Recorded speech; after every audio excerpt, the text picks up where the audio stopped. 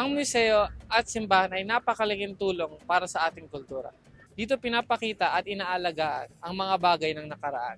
Sabi nga sa isang research, mas tumatatak o mas natututunan ng isang tao ang isang bagay kapag nakikita o nararanasan niya ito.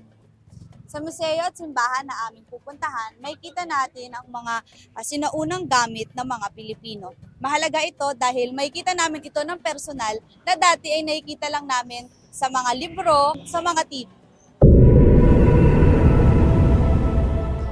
Ang National Museum of Anthropology ay bahagi ng National Museum of the Philippines sa Rizal Park. Ginawa ito noong 1916 to 1918 by neoclassical design of Canadian-American architect Ralph Harrington. Para makapasok dito, kailangan nyo lang ng isang ID at para na to sa isang buong grupo.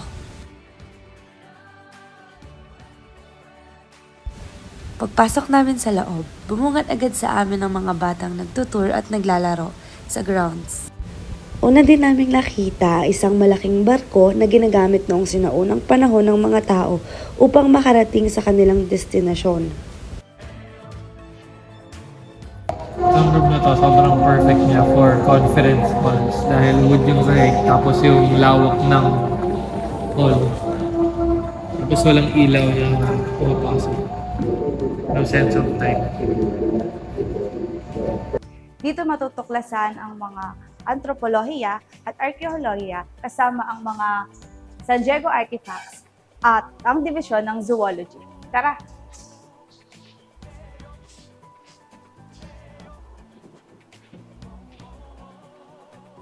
Isa ito sa highlights ng museo dahil ito ang National Cultural Treasures ng Pilipinas.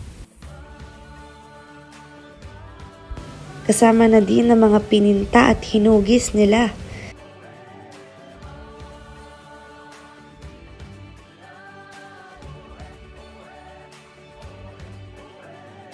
These mats commemorate the liberation of the Philippines by the Americans at the end of the World War II.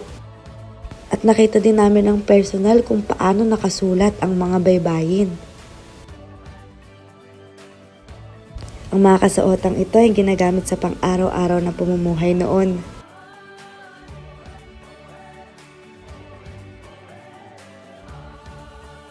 At nakita din namin ang manunggol jar, ang bangang libingan ng panahong Neolitiko.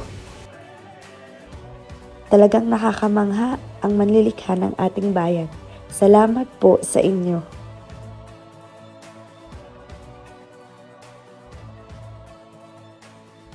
Casa Manila. Mabuhay and welcome to Casa Manila. The Casa Manila or the Manila House is located here in Plaza San Luis. It is a living museum that features the lifestyle of an affluent Filipino family during the late Spanish colonial period.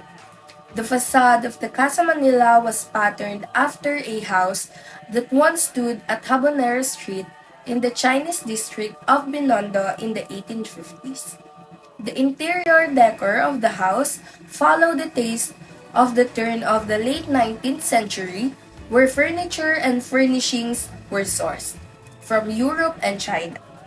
Painted walls, crystal chandeliers, carved traceries, Chinese ceramics, and gilded furniture show the elegance and luxury of the 19th century Manila house.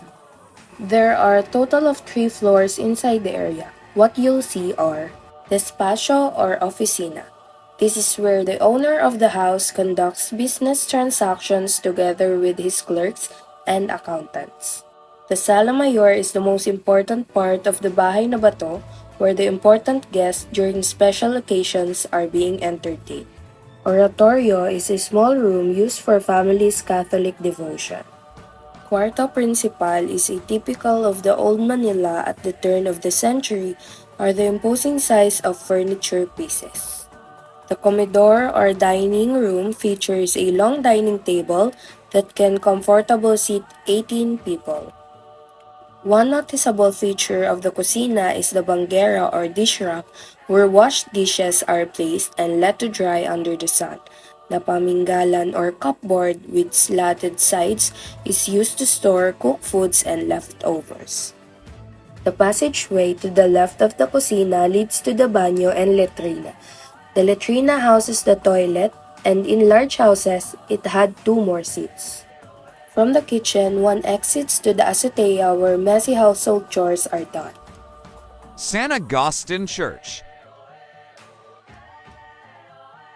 San Agustin Church Museum. It is located inside the historic walled city of Intramuros, Manila. The structure was founded in 1571 and it was completed in 1607. It is one of the oldest stone church here in the Philippines.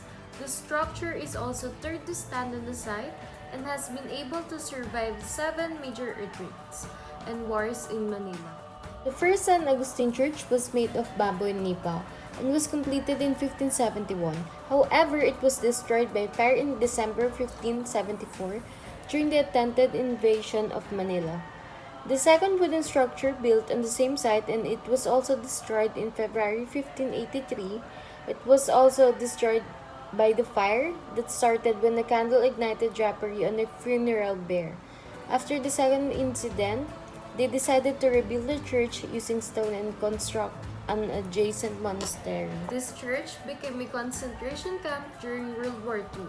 It was only one among 7 churches in Intramuros. National Museum of Natural History. Ang National Museum of Natural History ay binuo noong 1940 at ito ay dinisenyo ni Antonio Toledo noong 1930s. Ito ay sinapubliko noong May 18, 2018 bilang selebrasyon for International Day for Museums. Sa sentro ng museo ay matatagpuan ang metal frame glass dome na kilala bilang Tree of Life. Mayroon itong konsepto ng pagpapakita ng mga koleksyon nito mula bundok hanggang dagat na ipinapakita sa pamamagitan ng mga display, interactive videos, mga diagram, at mga ilustrasyon na nagpapakita ng zoological, botanical at geological ng Pilipinas na ipinapakita sa 12 galleries nito. Makikita naman sa ceiling ng Ayala Reception Hall ang skeleton ng world's largest crocodile in captivity na si Lolong.